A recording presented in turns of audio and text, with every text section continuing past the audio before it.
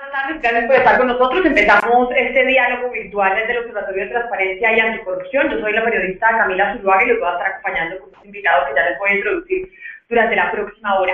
Esta conversación se desarrollará a través de la plataforma de Google Plus y a la cual ustedes van a poder ingresar su nombre de usuario. También lo van a poder hacer en la página de internet del periódico El Espectador, en donde van a poder entrar y ahí les aparecerá el enlace para que puedan participar en este diálogo virtual, en donde además vamos a estar muy pendientes de todas las preguntas que nos envíen a través de la red social Twitter, a la cuenta que es OB Transparencia con el hashtag Ley Transparencia.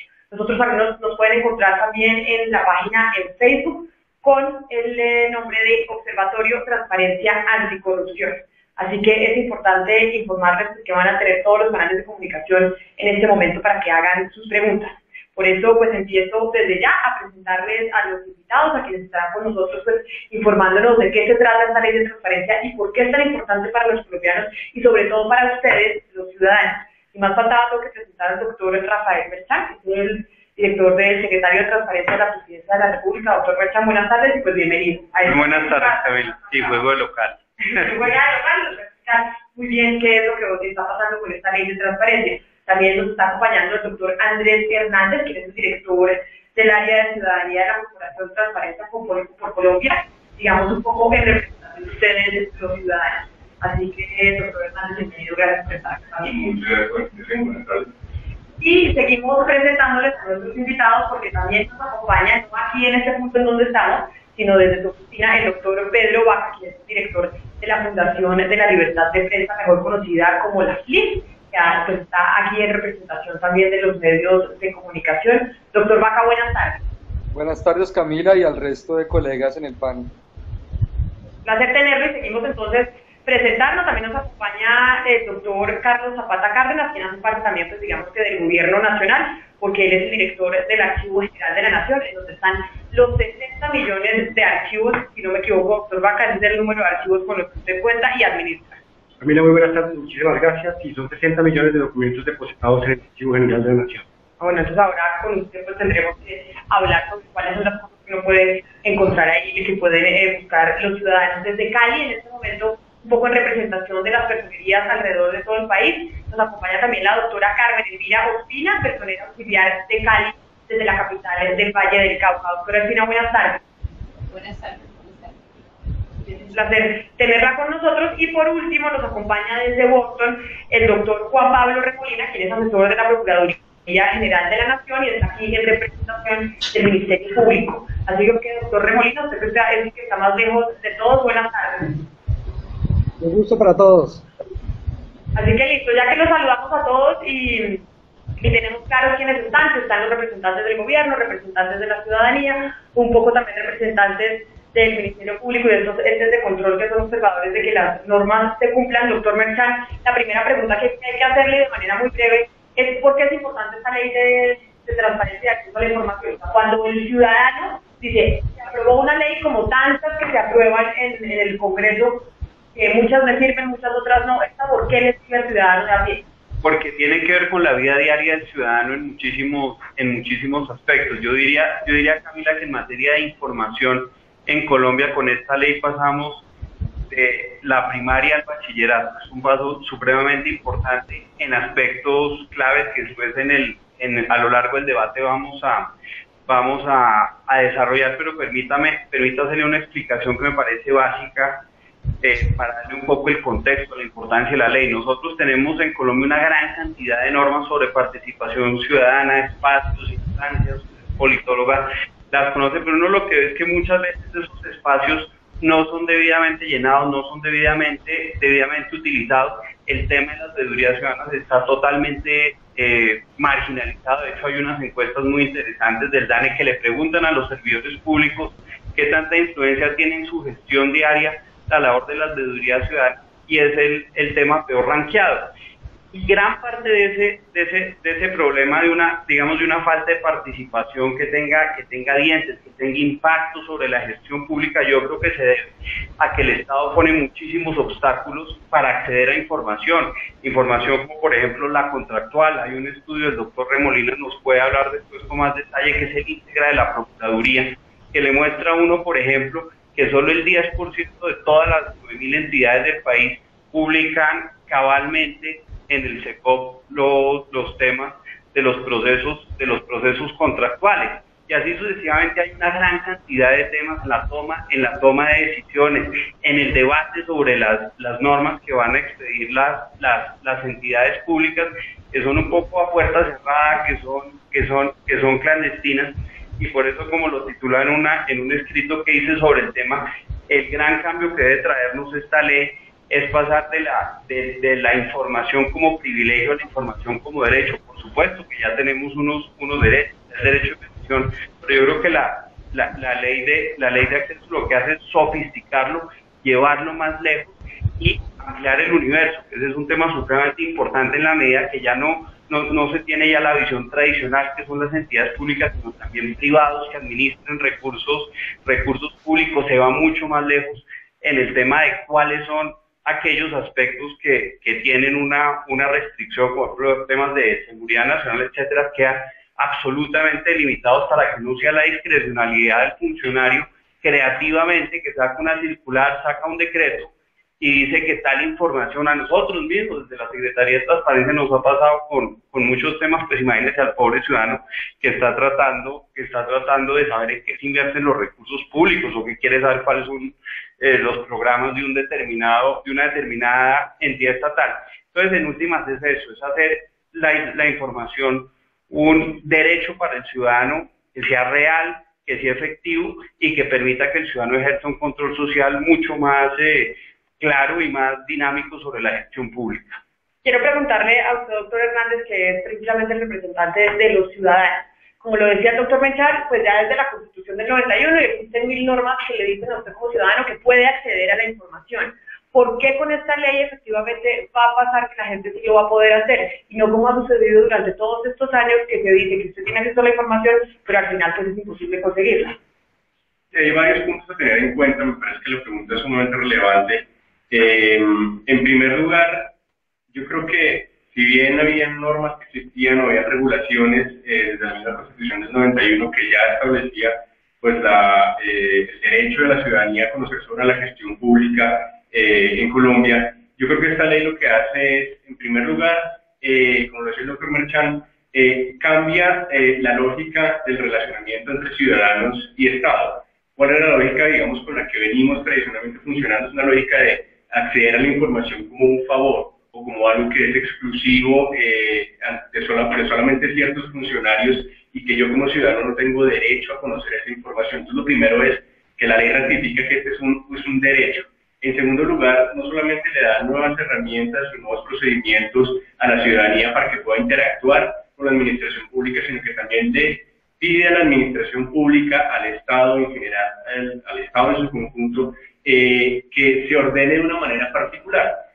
Esto de alguna manera venía trabajándose en el Estado colombiano con todos los procesos de modernización, pero a partir de la implementación, cuando entre en vigor esta ley, lo que vamos a poder es tener una información ordenada muchísimo más clara, tanto en las páginas de Internet, como cuando el ciudadano quiera ir a interactuar con una organización, y eso por lo tanto le va a permitir al ciudadano superar muchas barreras que en la práctica encontraba al ejercer su derecho a la participación ciudadana, al control ciudadano.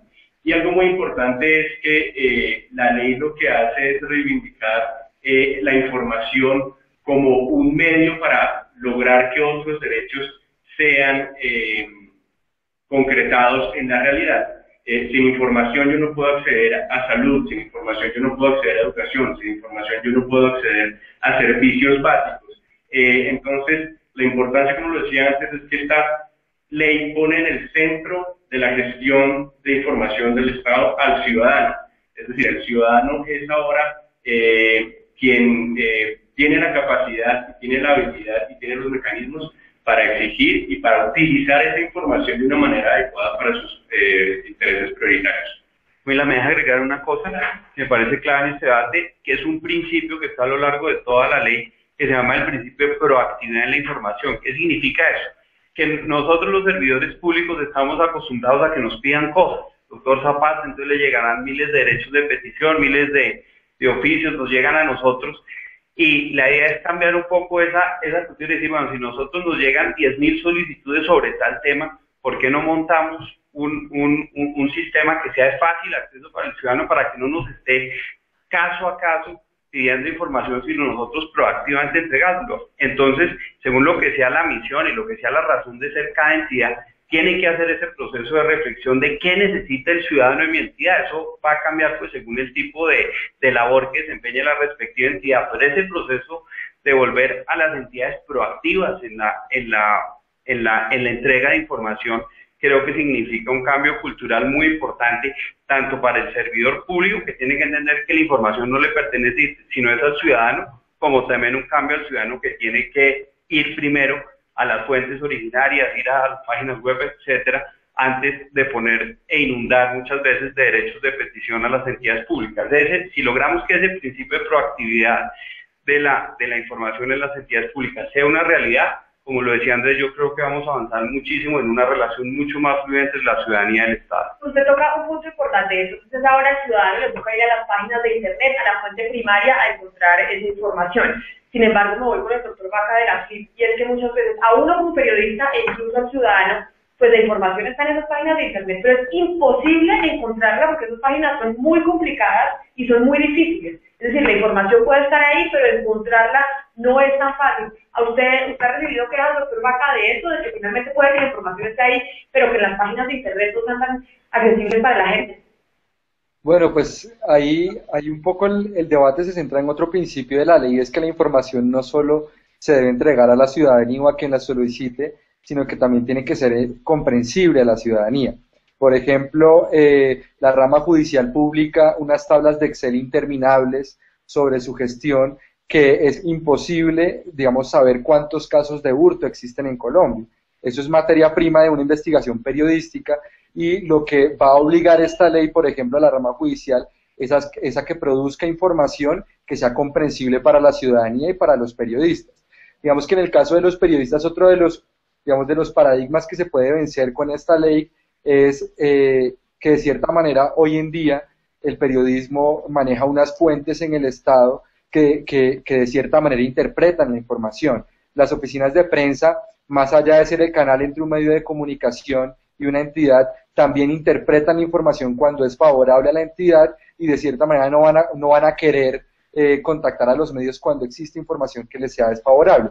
La ley de transparencia y acceso a la información va a procurar cierta neutralidad sobre la comunicación de los periodistas con el Estado, y digamos, en consecuencia también los periodistas van a tener más y mejor información para poder hacer sus investigaciones y reportajes.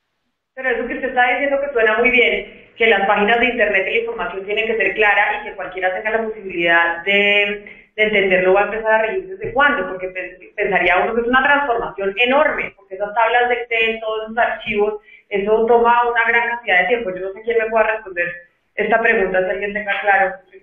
Muy sencillo, para el nivel nacional dentro de 6 meses, y para el nivel territorial, que creo que es el gran desafío, además porque hay unas brechas regionales enormes en materia de sistemas de información, 1 año. O sea, dentro de un año ya se va a poder tener acceso a la información de manera clara. Claro, a eso es a lo que aspira la ley. Ahora, eso somos plenamente conscientes que eso implica un reto enorme, además porque, volviendo al ejemplo de la tabla de Excel que ponía Vaca de la FLIP, uno de los elementos importantes también es pasar a los datos abiertos, es decir, para ustedes los periodistas, para los investigadores, para la gente que hace control social, cuando le mandan esas tablas enormes en PDF, eso prácticamente no le sirve cuando usted necesita cruzarlo con otras fuentes, verificarlo, saber si eso es cierto. Esa es parte también de las modificaciones que se introducen en la ley, pero lo que está estipulado es que en 1 año, tanto el nivel nacional como el territorial, tienen que haber dado pasos ya para implementar esos principios. Ahora, que va a ser un proceso gradual, que tomará muchos años, pero la esencia, el espíritu, la parte esencial del contenido de la ley debe estar para dentro de 1 año. ¿Iba a decir algo, doctor Vaca? Sí, no, solo un comentario, y es que yo personalmente no percibo la ley como una herramienta que deba asustar a las entidades. como bien lo decían antes, el derecho de acceso a la información pública existe desde antes de la ley, y lo que hace la ley es otorgarle un estatus muy importante y de cierta manera organizar los tipos de información y la forma como va a ser entregada a la ciudadanía. Entonces, en este sentido, creo que es más un proceso de adaptación que de novedad. Y otro aspecto que también resulta importante tanto para la ciudadanía como para los periodistas es que antes de la ley de acceso a la información, de cierta manera el funcionario al cual se le solicitaba la información tenía esa capacidad discrecional de negar la información, alegando que debía pedir una autorización a un superior o diciendo que estaba cobijada por cierta reserva, y la ley es muy favorable para acceder a la información porque hace más difícil negar la información que entregarla. Es decir, el funcionario que va a negar una información debe cumplir unos estándares de proporcionalidad y justificar el por qué esto está cobijado con reserva para poder negarla. Entonces yo creo que eso también es algo importante de esta ley, y que no es una sensación de miedo en la implementación, sino que es una gradualidad teniendo en cuenta la disparidad entre el orden nacional y territorial. El doctor Merchan estaba hablando de las regiones y que, digamos, eso va a tardar un poco más en la actualización de los datos, y por eso me voy para Cali, porque allá precisamente está la doctora Carmen Espina, personera auxiliar de Cali, un poco en reemplazo del doctor Santamaría, que es el presidente de los personeros alrededor del país. Ustedes desde las regiones, específicamente allá desde Cali, representando pues, las diferentes zonas del país, ¿cómo ven la aplicación precisamente de la actualización de los datos y del cumplimiento de esta ley? ¿Listo? Bueno, buenas tardes. Bueno, esta es una ley, personalmente nosotros aquí, yo estoy aquí con los funcionarios, algunos funcionarios de la personería, con los de vigilancia y la conducta oficial, estoy con los funcionarios de control interno. Pues es una ley muy buena, sí, porque va a transmitirle al ciudadano la gestión de cada entidad del Estado. Aquí hay que diferenciar, hay que hacer unas diferencias importantes, y es que esta ley obviamente es de diferente aplicación de acuerdo a la función misional que tenga cada uno. En el caso de nosotros como personería, nosotros desde el año 2012, por ejemplo, nosotros subimos al SECOP el 100% de la contratación.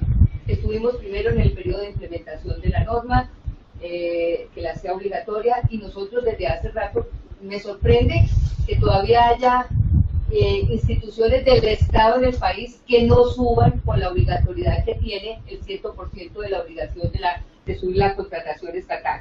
Bueno, frente a esto es importante para nosotros, ¿por qué?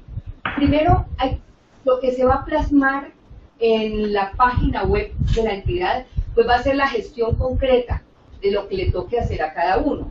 En el caso nuestro, que somos una entidad de control, una entidad de derechos humanos que tiene 3 funciones misionales: la de derechos humanos, el Ministerio Público, la de participación ciudadana y defensa del interés común, y la de vigilancia y la conducta oficial, pues lo primero que tenemos que hacer nosotros es una función pedagógica, que de hecho es una función del Ministerio Público y que la hacemos nosotros al interior de la comunidad, de enseñarle a tener el acceso a esa información.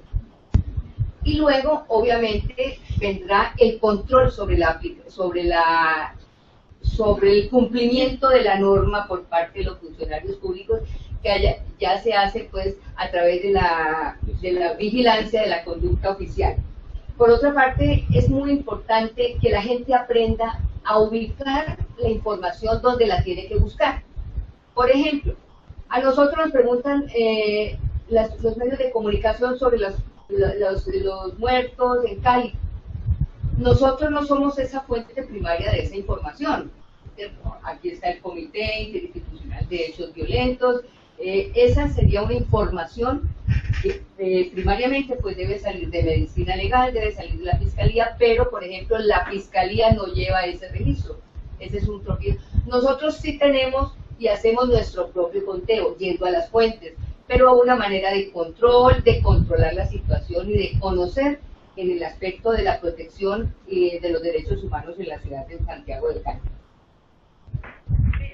Permítame, yo la interrumpo porque hablo algo que usted dice que le parece increíble que haya gente que hoy no suba la información a donde tiene que subirla. Sí.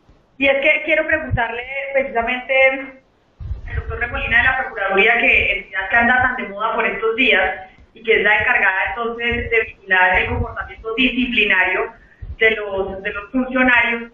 Y es, ¿qué pasa si el funcionario no cumple? No cumple con la información, uno, no porque se la pidan, sino dos, porque tiene que hacerlo. ¿Qué le va a suceder a aquellas personas que no cumplan con esta ley? Las consecuencias que puedan ocurrir dado al incumplimiento de esta ley están en la misma ley. Evidentemente, eso sería causal de una irregularidad administrativa, lo que puede llevar a una investigación y por lo tanto a una sanción disciplinaria. Pero en esto tenemos que ser conscientes que no es, evidentemente habrá la necesidad de tomar ese tipo de decisiones, pero como lo decía Pedro, es un proceso de adaptación, de retroalimentación, donde precisamente se iguala la información que tiene el funcionario, la va a tener también el ciudadano. Eso es muy importante, que se va a igualar el manejo de la información, y eso es lo que se busca con esta ley, que se cambie el paradigma de la gestión de la información. Como lo dijo Rafael, no es que el ciudadano tenga que solicitar la información, sino los funcionarios exponer de manera permanente y de manera sistemática la información al ciudadano. Y aquí es muy importante mencionar que para la Procuraduría se convierte en una ley absolutamente estratégica por dos razones. Andrés Hernández mencionaba que el derecho a la información es un derecho que permite garantizar otros derechos. Eso es muy importante. La Procuraduría es garante de otros derechos y por lo tanto este derecho se convierte en un vehículo para el cumplimiento de esos derechos. Y segundo, como lo decía el doctor Merchán, se convierte el acceso a la información en un mecanismo por excelencia para mitigar riesgos de corrupción. Y es ahí entonces que el Ministerio Público, de la mano con las diferentes personerías, están trabajando para precisamente implementar de manera satisfactoria las responsabilidades que le impone la ley, y para eso se está diseñando una metodología que nos permita coordinarnos internamente en el Ministerio Público para hacerle el seguimiento a la implementación de la ley. Sí, pero aclárenos una cosa, y es cuáles son los tipos de sanciones que contempla la ley, las sanciones disciplinarias para los funcionarios que no publiquen la información o que no la entreguen, porque a mí me pareció verlo y no encontré ningún tipo de sanción. ¿Está contemplada? No, ahí evidentemente está contemplada el hecho de que sea una ley y que se vulnere un derecho, puede llevar a unas sanciones que están regidas en el Código Disciplinario Único y de acuerdo a la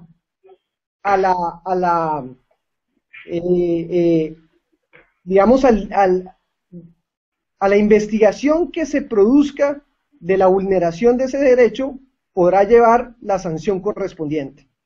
Ok, doctor Mensalva, aclárenos, porque el ciudadano, lamentablemente nosotros en Colombia tenemos una cultura punitiva, así somos. Entonces uno como ciudadano dice, bueno, si el funcionario no está obligado a entregarme la información, o si no va a tener algún tipo de represalia porque no me la entrega, pues finalmente puede hacerse la de vista gorda, lavarse las manos y no darme. ¿Qué le pasa al funcionario que no entrega? No, es que lo dijo el doctor Remolina. El hecho de que no esté, digamos, la norma expresa no implica que no haya sanción, en el sentido que sigue siendo una obligación del funcionario y por ende queda remitido al Código Disciplinario Único con las sanciones graduales que contempla dicho código. Pero nosotros yo entiendo que esa parte sancionatoria, digamos, es importante, el garrote siempre se necesita, pero el éxito de la ley no está en sancionar funcionarios. El éxito de la ley es, al contrario, es en cambiar la mentalidad de los funcionarios públicos, en cambiar la mentalidad de las instituciones, también en que la ciudadanía, digamos, tenga conciencia de sus derechos, y en algo muy importante, en que nosotros como Estado, me refiero a gobierno, procuraduría, las personerías, el Ministerio Público en general, que es el garante de la ley, trabajemos muy coordinadamente para hacerle seguimiento. O sea, uno quisiera saber, por ejemplo, pasado un año o pasado 6 meses de la entrada en vigencia de la ley, ¿qué ha pasado? cómo han reaccionado las entidades, qué tipo de información ya es más fácil acceder, si efectivamente ese principio de proactividad en las entidades se está cumpliendo o no. En ese sentido, por eso nosotros, nuestro granito de arena de ese tema es que desde el Observatorio de Transparencia y Anticorrupción vamos a tener todo un módulo de acceso a la información para hacer ese seguimiento, estudios de caso, estudios cualitativos, algunos cuantitativos, porque mientras no hagamos un seguimiento sistemático a qué está pasando con la implementación de la ley, no sacamos nada con sancionar 1 o 2 funcionarios. Creo que tiene que ser algo mucho más preventivo y más sistemático. Sí, quiero preguntarle al doctor Zapata, pero creo que de la FRIP tienen un comentario más. Sí, frente a este tema de las sanciones, yo quisiera una reflexión muy pequeña frente al carácter de la ley. Esta es una ley estatutaria. Eso quiere decir que, digamos, si hay una ley que está muy cercana a la Constitución, a ese rango, es la Ley de Transparencia y Acceso a la Información. Luego, los funcionarios que incurran en faltas a esta ley estarían casi que violando la Constitución, y eso también tendrá que ser tenido en cuenta por el órgano garante, que es el Ministerio Público, a la hora de determinar una sanción. O sea, esto para decir que si un funcionario no acata el mandato de esta ley, estaría casi que incumpliendo la Constitución, y en ese sentido sería una falta bastante grave que debe ser analizada por el Ministerio Público. Ok, eso quedó clarísimo. Entonces, pero quiero preguntarle entonces a usted, doctor Zapata, que no ha hablado. Usted es director del Archivo General de la Nación. Aquí, ¿qué rol juega entonces la entidad que usted dirige en toda la aprobación de esta ley de transparencia y acceso a la información? Camila, muchas gracias, porque esa es una pregunta que yo creo que es fundamental en la discusión. Lo primero que hay que entender es que la ley de acceso a la información, como lo mencionaba la doctora Catalina Botero, unas semanas antes de que la misma fuera sancionada por el señor presidente de la República, es que es imposible tener pleno acceso a la información y pleno acceso a este derecho si no existen archivos. Los archivos conservan la información y los documentos públicos. Toda administración y todo Estado se comunica a través de documentos. Es decir, cualquier actuación y cualquier decisión que toma la administración queda plasmada en un documento. Esos documentos pasan por un proceso, por un ciclo de vida, por decirlo de alguna forma, y finalmente terminan conservándose en archivos. Esos archivos son como la beta. Ahí está la mina de oro de la información pública, la mina de oro de la información del Estado. Si no existen archivos debidamente organizados, si no se da cumplimiento, además, no solamente a la ley estatutaria de acceso a la información, sino a la ley general de archivos, los ciudadanos se van a seguir enfrentando a obstáculos serios respecto del acceso a la información. Ese es el papel que el Archivo General de la Nación juega en la implementación de la ley de acceso a la información y transparencia, entre otras cosas, que es un papel que venimos desarrollando desde hace ya algún tiempo, incluso antes de la ley de acceso a la información, pero que la ley nos da como un elemento adicional. También la preguntaba hace un momento en relación con las sanciones que puede pasar. En el caso del Archivo General de la Nación, por ley el Archivo General tiene una función sancionatoria. Puede sancionar a las entidades que incumplen la Ley General de Archivos. En ese mismo sentido, el incumplimiento de algunos de los artículos en donde el concepto de archivo y los temas archivísticos están presentes en la Ley de Acceso a la Información pueden igualmente ser sancionados cuando el sujeto obligado no cumpla esos mínimos que la Ley de Transparencia y Acceso a la Información está pidiendo a la administración pública en general. Otro elemento importante dentro de la ley tiene que ver con ese empoderamiento que el ciudadano debe tener y ese reconocimiento hacia los archivos públicos. No lo tiene. O sea, también tenemos que entender que en nuestro país la cultura de respeto por la información pública es muy pobre. Los ciudadanos generalmente protestan en muchas ocasiones contra las administraciones públicas, atentando contra los archivos públicos de esas administraciones. Y una semana o un día después van a ir a buscar la información que ellos mismos destruyeron. Puede que haya manos criminales detrás de la destrucción de archivos públicos, pero también a veces hay mucha ignorancia de parte de la población cuando en una revuelta o simplemente en un reclamo hacia una autoridad legalmente establecida, decide que lo más fácil es entrar a la alcaldía y destruir los archivos de la alcaldía porque no encontró al alcalde. Eso es lamentable porque ese episodio se ha repetido en el país durante décadas. Podríamos decir casi que es reiterativo en los casi 200 años de vida y de historia republicana, que los archivos se pierden por causa de la misma población, del mismo ciudadano. Nosotros estamos para garantizar que la ley de acceso a la información no sea una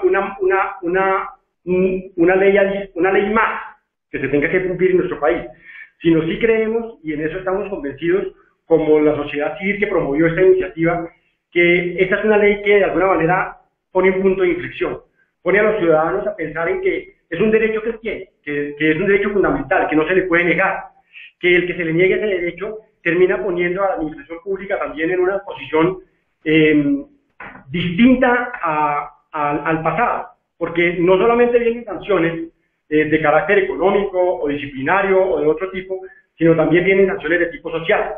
En la medida en que el ciudadano vea que ese derecho se le va a vulnerar, va a reclamar cada vez más.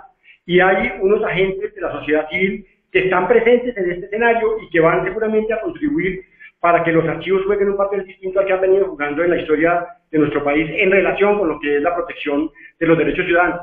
Mire, una cosa ya para cerrar.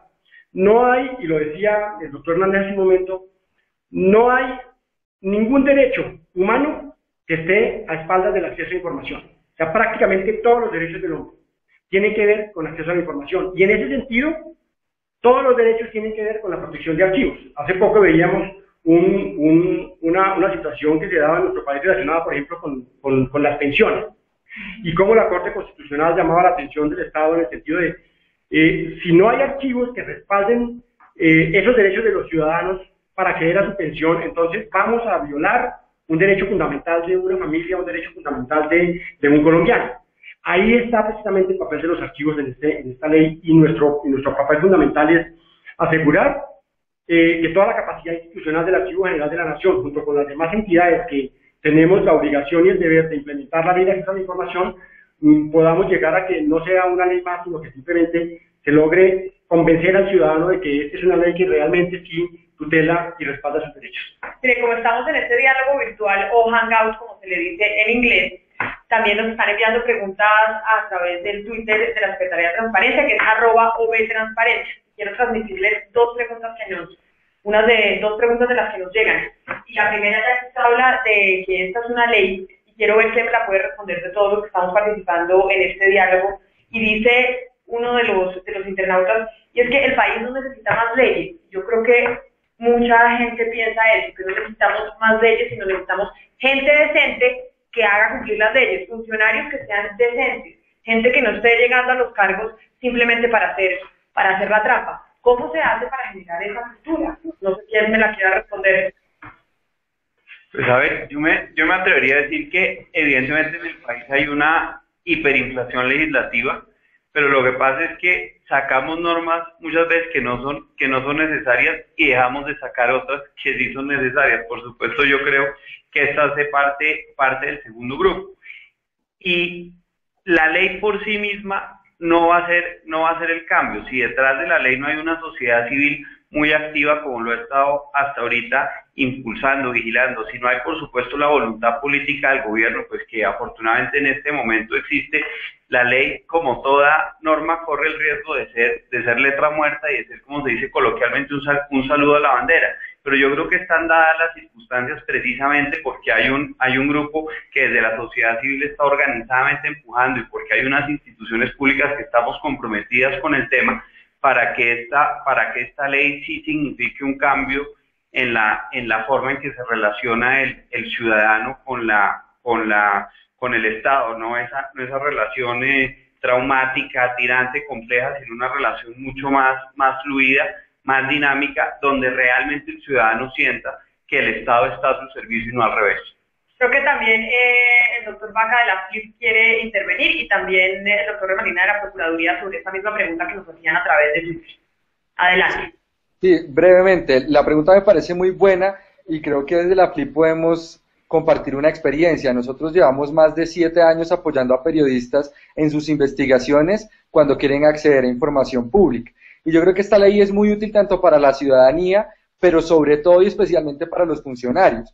Hasta antes de la Ley de Transparencia y Acceso a la Información, los estándares, digamos, de acceso a la información en Colombia estaban muy dispersos. En varias sentencias de la Corte Constitucional, en algunas normas incluso preconstitucionales, algunos artículos de la Constitución. Entonces, si un funcionario quería saber de acceso a la información, tenía más o menos que tener un panorama jurídico amplísimo para saber la forma en que debía gestionar sus archivos y la forma en que debería entregar información. Yo creo que esta ley es vanguardista en la medida en que recoge toda esa jurisprudencia y se la presenta al funcionario y al ciudadano en un solo elemento. Entonces yo creo que ahí cobra mucha validez la importancia de esta ley, porque ya no va a ser necesario, o esperamos que no sea tan recurrente el hecho de tener que apoyar a periodistas en el litigio ante altas cortes para acceder a una información que fácilmente pudo haber sido entregada en pocos días por parte del funcionario que recibió la primera solicitud.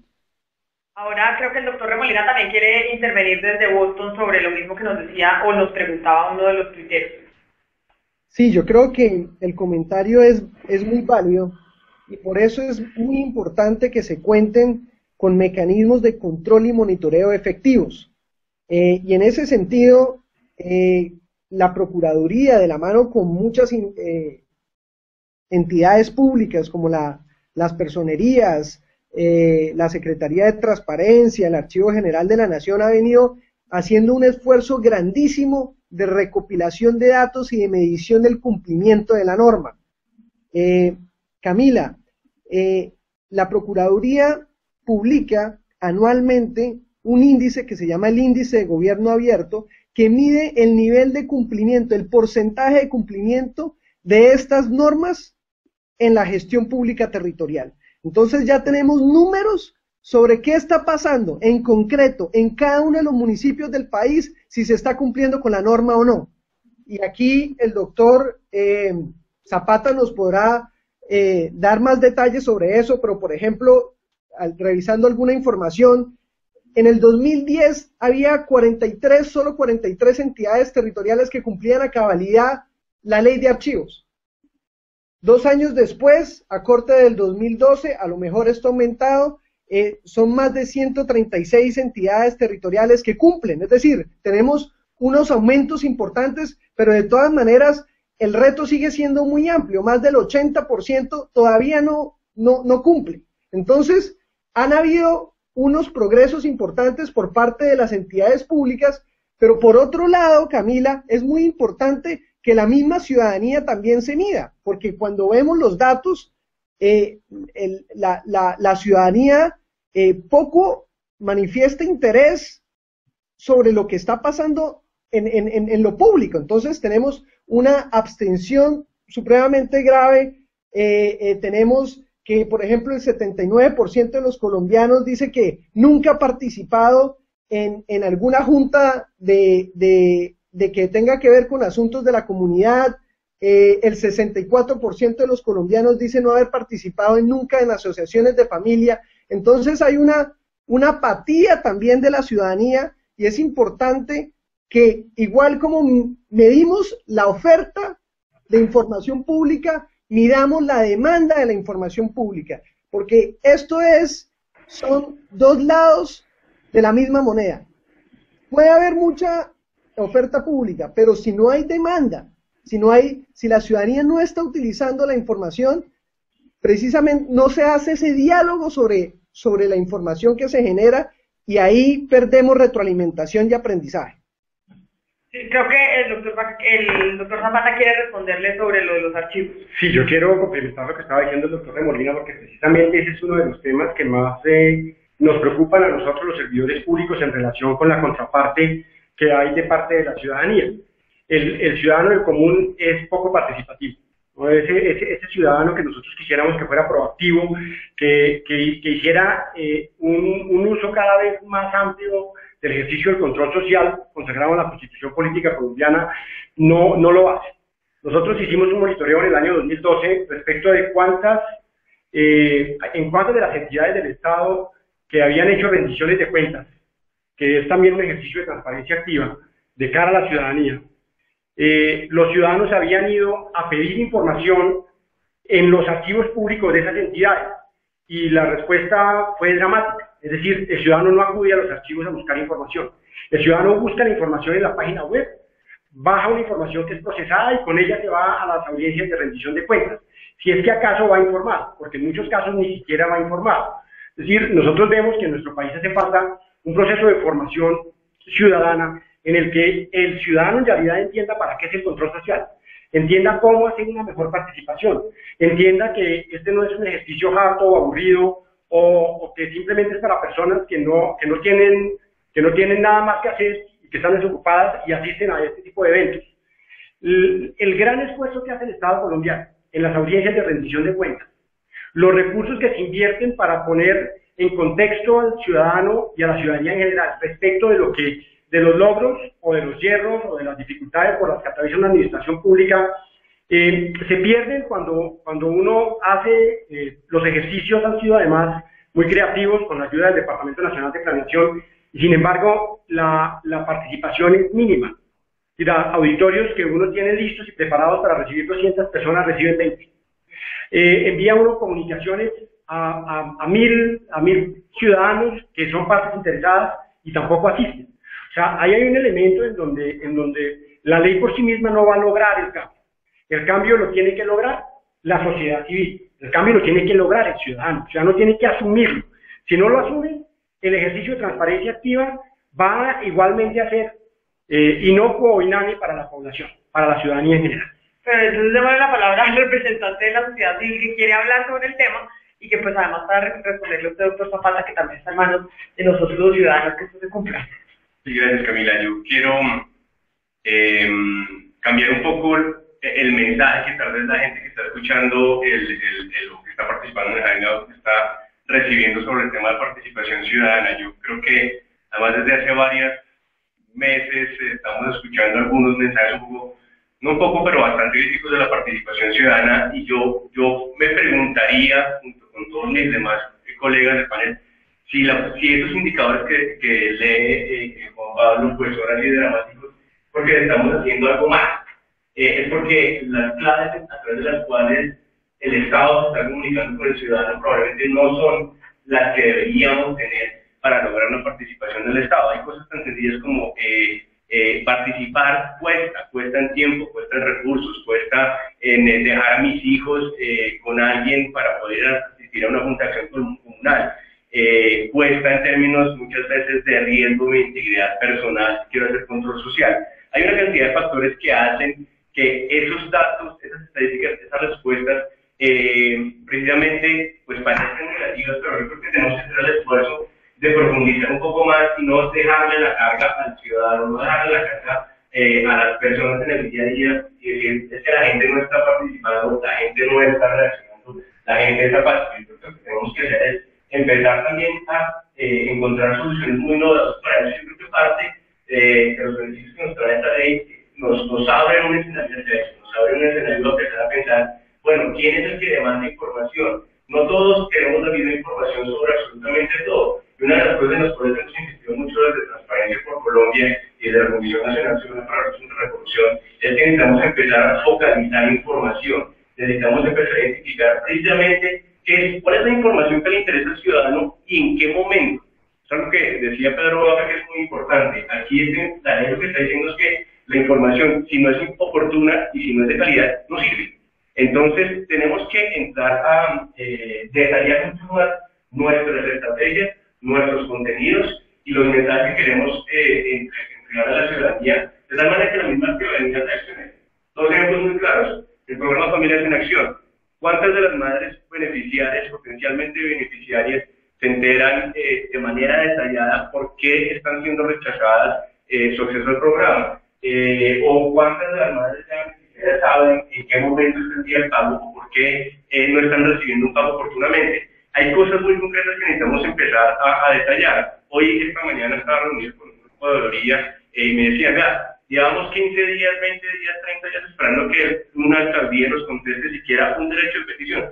Bueno, necesitamos también tratar de reconocer aquellas expresiones que están haciendo las cosas bien desde la participación ciudadana, que precisamente están utilizando el acceso a la información como una herramienta indispensable para mejorar su relación con la ciudadanía y empezar a rescatar estas experiencias positivas y salir un poco del cliché y del prejuicio de que la participación ciudadana no funciona entre dónde está repitiendo y la gente no sabe qué es lo que estoy haciendo. Entonces, mi invitación es que ahora que estamos también todos centrados, venimos trabajando desde mucho tiempo, pero estamos centrados en el proceso de implementación, pues que seamos creativos y que pensemos un paso más allá de qué es lo que el ciudadano quiere ver. El doctor de Los Molina se metió en un lío porque nos empezó a hablar de cifras y del observatorio que tenían en la Procuraduría, ¿cómo se llama? El índice de gobierno abierto. Y un tuitero le pregunta, ¿y es cuántos funcionarios ha sancionado la Procuraduría por no reportar en el índice de gobierno abierto? Bueno, esta es una estrategia, mire Camila, si quisiéramos sancionar a los funcionarios, todos tendrían que ser sancionados. No hay ninguna alcaldía, no hay ninguna gobernación que cumpla cabalidad con el 100% en el cumplimiento de las normas estratégicas anticorrupción. ¿Sí? Entonces, esa es la realidad en el país, donde hay una cultura de la ilegalidad, donde evidentemente eso es lo que está sucediendo, y lo afortunado de eso es que por lo menos hoy tenemos más claridad sobre lo que está pasando y a qué nivel está pasando. Tenemos municipios que cumplen más del 90% de estas normas, otros que cumplen del 30 puntos, por ejemplo. Entonces, ya ahí empezamos a tener otro tipo de intervenciones a la medida de acuerdo a las entidades que estamos vigilando. Ahora, eso no es suficiente. Acordémonos que esta ley aplica para todas las entidades del Estado y incluso también para privados que cumplen con funciones públicas o que manejan información pública. Hasta ahorita nos estamos dando cuenta cuántas entidades tiene el Estado colombiano, que precisamente en un esfuerzo conjunto con la Secretaría de Transparencia se viene realizando ese tipo de investigaciones, utilizando los sistemas de información que tiene el Estado, y hasta ahorita se está cotejando toda esa información. Entonces, toda esta investigación lo que nos lleva es a saber por lo menos cuál es el estado actual en el cumplimiento de esas normas y qué metodologías o qué estrategias vamos a implementar para que precisamente se cumpla a cabalidad de esas normas. Seguimos entonces con lo que dice la gente que nos está viendo precisamente a través de este Hangout, y un poco sintonizados con lo que dice el doctor Andrés Hernández. Para usted, doctor Zapata, dicen que no hay demanda de información pública por las trabas que ponen algunos funcionarios para que se dé esa información, que los ciudadanos sí participan, pero pues evidentemente ante la traba para encontrar la información, pues se dejan de demandarla y buscarán pues otras formas para poder encontrarla. Pero otras dos preguntas, y ya un poco más de la mecánica, doctor Merchan, de esta ley. Nos preguntaban qué criterios se tuvieron en cuenta para decidir que la ley se va a aplicar en 6 meses a nivel central y 1 año a nivel nacional. No, básicamente que sí existen muchísimos diagnósticos que se han hecho, en el sentido que a nivel de sistemas de información, a nivel de capacitación, a nivel de capacidad institucional, el nivel nacional va más adelante que muchas entidades territoriales. No estamos hablando de Bogotá, Cali, Medellín, sino de muchos municipios pequeños. Nos quedan, por ejemplo, los municipios de categoría 4, 5 y 6, que son más apartados, tienen una gran cantidad de problemas, incluso aunque cada vez menos, porque el gobierno ha hecho un esfuerzo enorme, eso, cada vez menos existe menos el problema de conectividad, pero también sigue siendo un problema en algunas zonas marginales. Entonces, por eso se consideró eso un gran debate en el Congreso, dar esa vigencia gradual. No tenía ningún sentido, digamos, salir a correr con el tema del afán no queda sino el cansancio, sino era mejor darles un tiempo prudencial. Y además con un elemento importante, Camila, durante este tiempo el gobierno ya ha venido pensando estrategias concretas para acompañar a los municipios.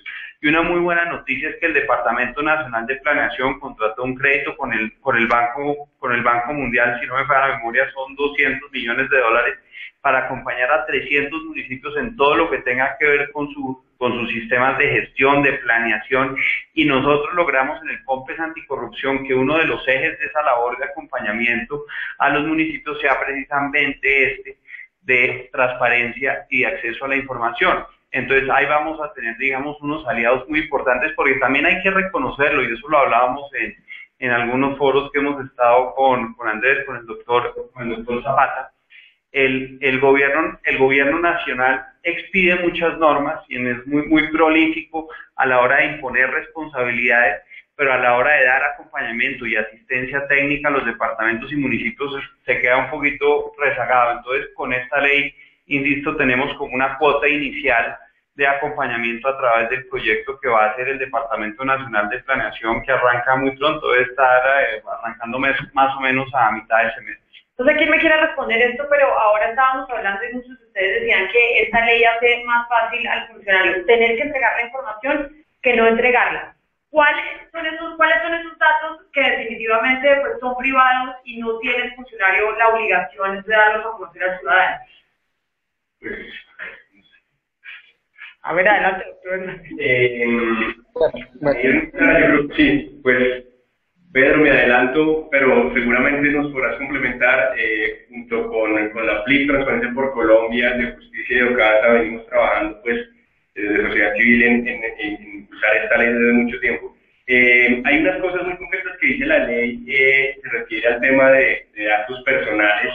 En Colombia pues ya existe una ley de habeas data, yo creo que la ley y la sentencia de la Corte Constitucional pues es muy clara en que esa ley se tiene que respetar. Pero luego hay un par de cosas muy importantes y es que la ley, siguiendo los estándares del sistema interamericano bajo los cuales fue diseñada pues este texto aquí en Colombia, pues indica que también hay ciertos parámetros que hay que observar. Yo creo que es muy importante tener en cuenta aquí que algo que mencionaba Pedro hace un rato, y es que la carga de la prueba en este momento, a partir de esta ley, sobre qué información no es publicable, está en el funcionario.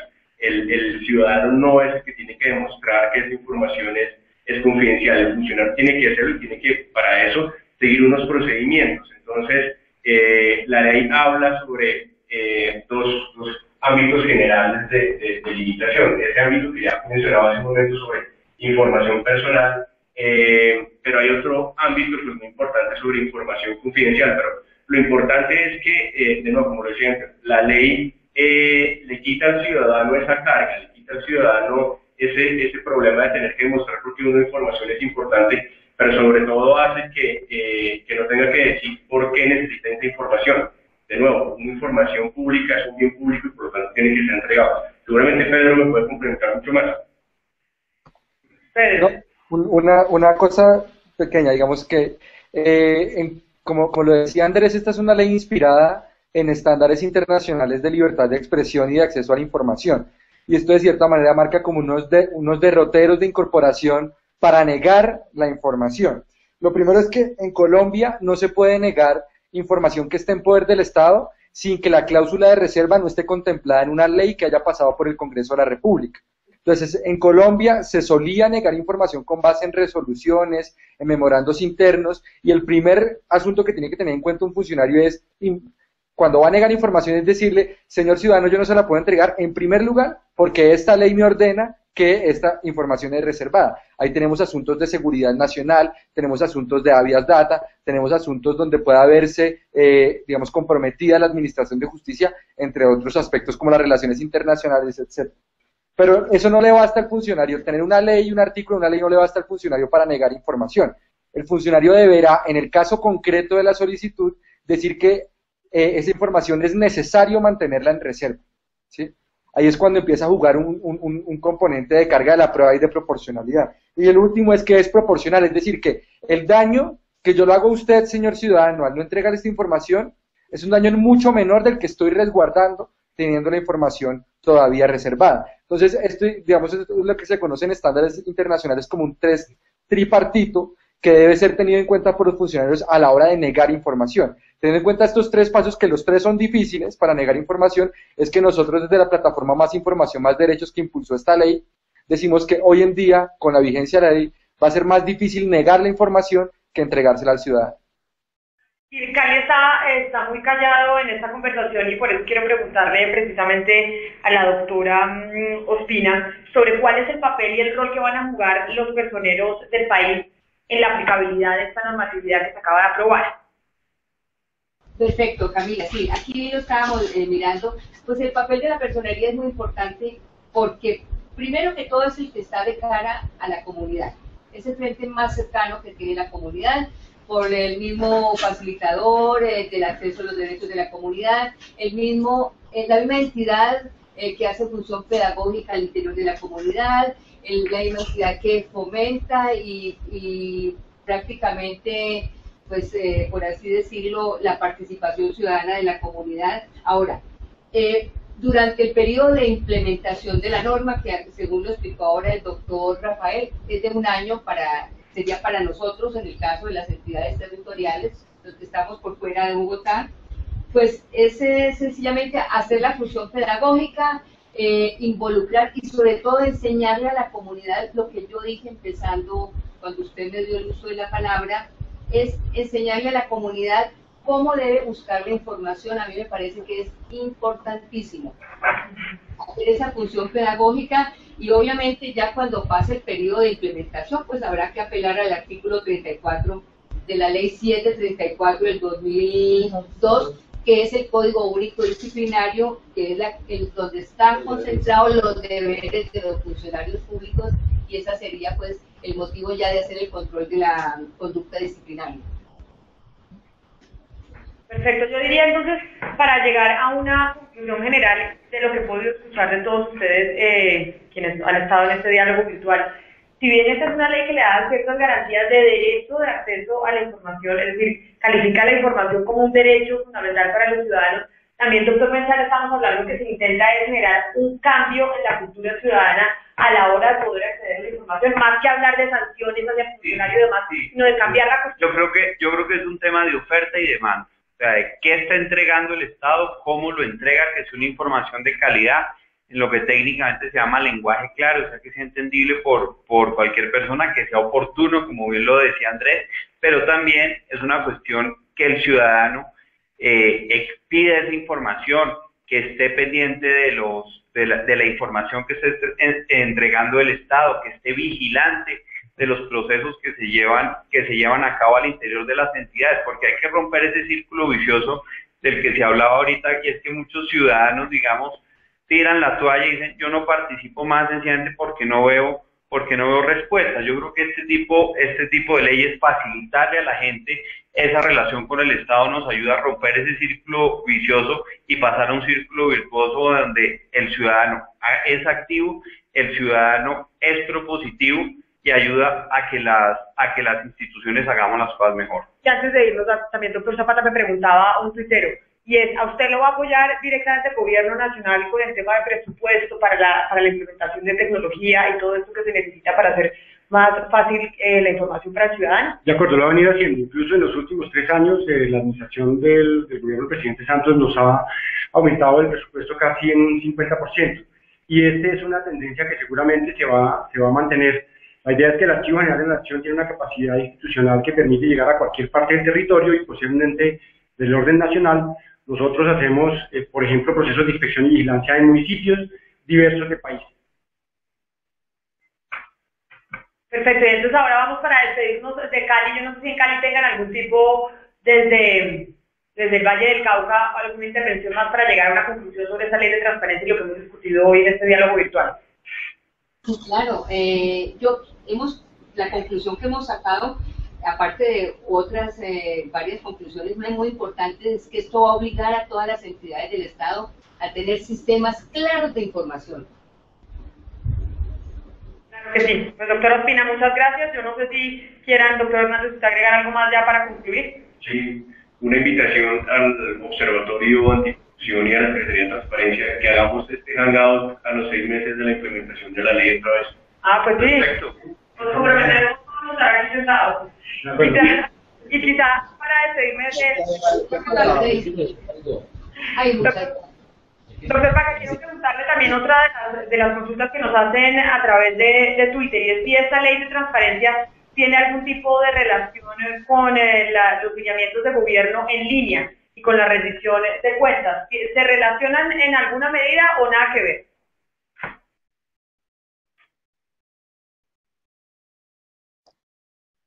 ¿A quién le hace? A Pedro. Ok. Sí. Hola.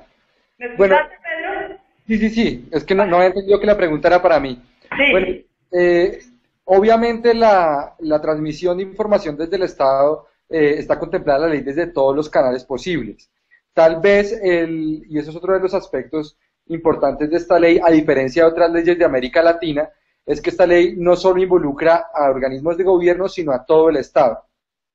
Las iniciativas de gobierno en línea y de rendición de cuentas en línea pueden ser tenidas en cuenta como parte del cumplimiento de los mandatos de la ley, pero digamos es algo que solo se reduce a gobierno en este momento. Entonces, el reto es entonces a que otras entidades del Estado puedan incorporar dentro de sus agendas de comunicación con la ciudadanía estrategias similares. Digamos que yo creo que gobierno en línea y rendición de cuentas y la urna de cristal son, digamos, iniciativas bastante perfectibles en el futuro. Creo que a veces no es muy claro, digamos, creo que a las entidades en general les hace falta publicar información que no les sea favorable, ¿sí? Porque si solo se publica información que es favorable de cierta manera, uno puede interpretar que hay una intención de propaganda o de procurar una buena imagen de las entidades. Entonces, por ejemplo, los objetivos que no se cumplieron o, digamos, las metas que no han sido logradas también es información que le interesa a la ciudadanía. A la ciudadanía no le interesa saber solo en lo cual las autoridades van bien, sino tal vez y con mayor énfasis nos interesa conocer en lo que va colgado el Estado de acuerdo a su mandato a implementar. Entonces yo creo que es complementario, pero no creo que deba reducirse a esas iniciativas. Creo que la ley de transparencia tiene mucha más hambre de información de la que nos proporciona en este momento la urna de cristal, gobierno en línea y rendición de cuentas. Ok, ahora, Juan Pablo, quiero preguntarte a ti, yo sé que me estoy pasando un poquito del tiempo, pero es que no me quiero quedar sin las dudas de los oyentes o de los tuiteros en este caso. Y es que en el marco de la ley de transparencia, ¿quién vigila los partidos y grupos significativos de ciudadanos? E igualmente nos preguntan, en el marco de esta ley de transparencia, ¿quién vigila el cumplimiento de la Procuraduría, que en este caso es el órgano garante? Sí, entonces, como lo señala la ley, los movimientos políticos y los partidos políticos también son sujetos obligados de la ley. Y en ese sentido también los organismos de control.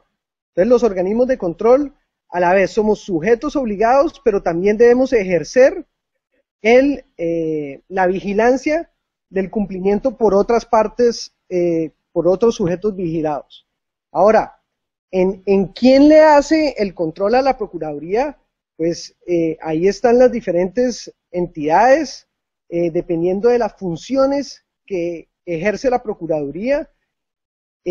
Principalmente la Procuraduría debe hacer un reporte anual al Congreso de la República en el que le informa cuál ha sido el cumplimiento de sus funciones, y el Congreso, pero también los ciudadanos y las diferentes entes de control que ejercen esas funciones ante la Procuraduría, pues deberán hacerle el seguimiento necesario para que cumpla también la Procuraduría con el cumplimiento de esa norma.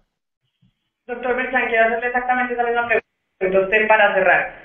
La Procuraduría del Ministerio Público es el garante, digamos, de que la normatividad se cumpla. Yo sé que ya hablamos de que la Constitución es que es más algo de cultura ciudadana, pero ¿quién vigila entonces al Ministerio Público en este caso?